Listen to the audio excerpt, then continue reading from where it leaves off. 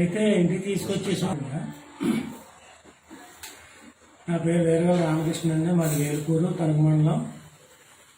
అయితే మా అమ్మగారికి మన సంవత్సరం క్రితం పెరాలసిస్ స్ట్రోక్ వచ్చింది.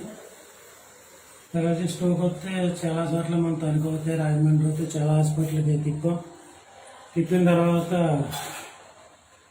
చాలా వరకు 5-6 లక్షల వరకు ఖర్చు పెట్టాం.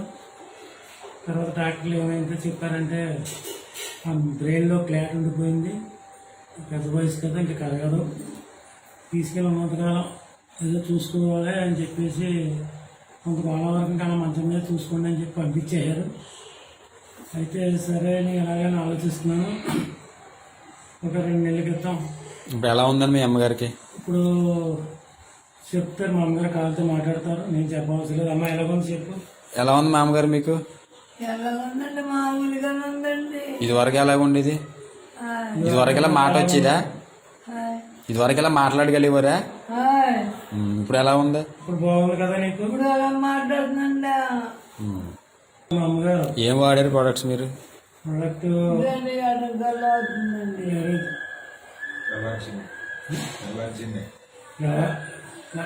ఎలర్జీ నుండి కిర్లాయిల్ ఈ 2 వాడిన తర్వాత ఈ 2 వాడాం.